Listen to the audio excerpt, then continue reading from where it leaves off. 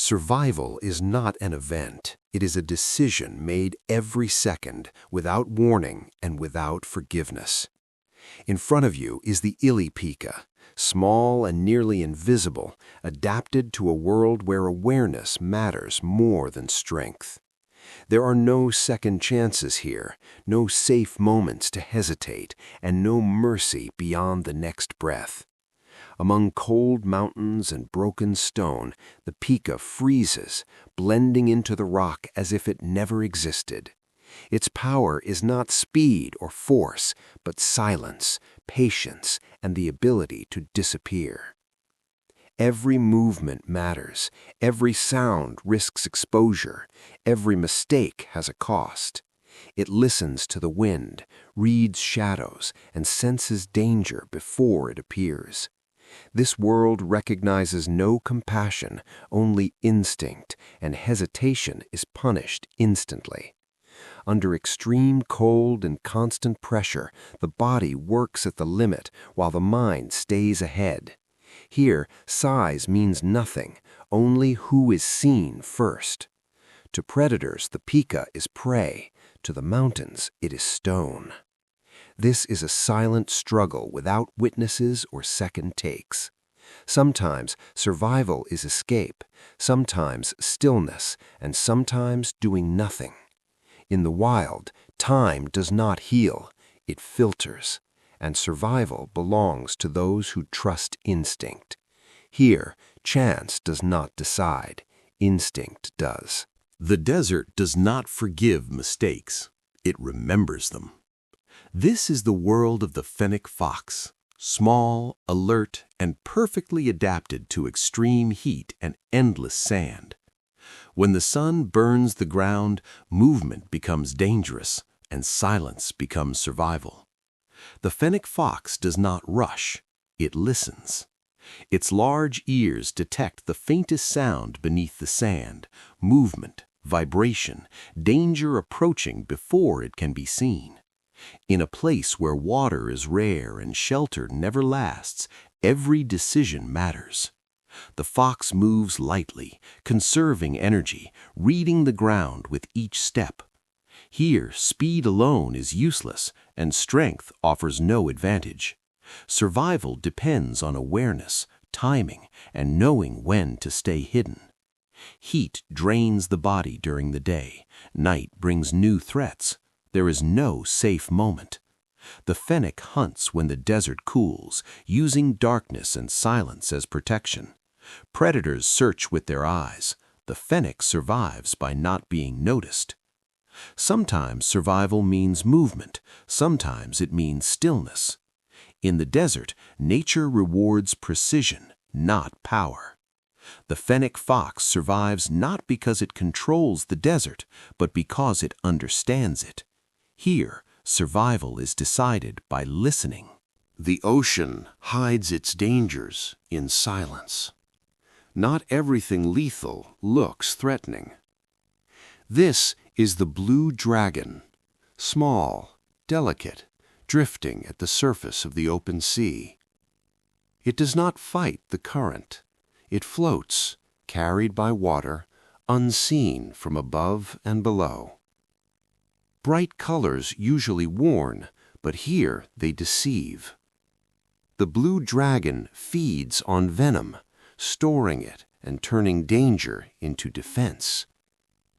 What should kill it becomes its weapon. Its shape breaks the light, its color blends with sky and sea. There is no strength here, no speed, only adaptation. The ocean offers no shelter and no escape. Survival depends on the right depth, the right light, the right moment. One wrong current means exposure. Yet the blue dragon remains calm, balanced between beauty and danger. In the open ocean, power is not force, it is balance. And survival belongs to those who become part of the environment. Not every survivor looks dangerous, and not every successful strategy is built on strength or speed. This is the quokka, small, calm, and adapted to survive through balance rather than aggression. On isolated islands, survival is not about dominance, it is about using less, conserving energy, and wasting nothing. The quokka moves slowly and carefully, avoiding unnecessary risks and choosing safety over confrontation whenever possible. Food is limited, shelter is simple, and every resource matters more than power. When danger appears, the quokka does not fight or chase, it retreats, hides, and waits until the threat passes. Energy is never wasted here. Every movement is deliberate, and every pause has meaning. The environment itself provides protection, with dense vegetation and uneven ground where stillness becomes camouflage.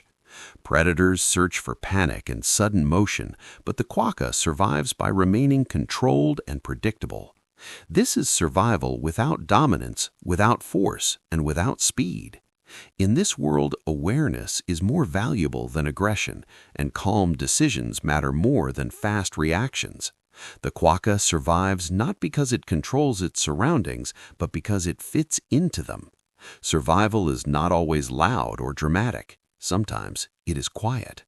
High in the misty forests, where branches move slowly and silence feels natural, lives the red panda, an animal shaped not for speed or strength, but for balance. This world does not reward aggression, it rewards patience, and the red panda understands this instinctively. It moves carefully through the trees, conserving energy, choosing safety over effort, trusting the forest instead of fighting it.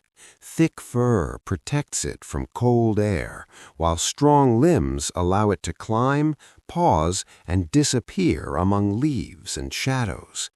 Life here is simple, routines are quiet, and survival depends on knowing when to move and when to remain still.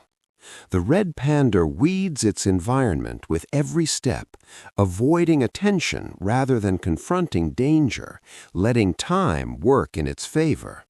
Predators search for noise and panic, but calm behavior and steady movement make the red panda difficult to notice. It does not dominate its surroundings, it blends into them, becoming part of the forest itself, unnoticed and undisturbed. This is survival without excess, without conflict, and without waste.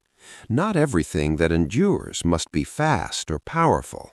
Sometimes survival is quiet, controlled, and precise, built on instinct refined slowly over time.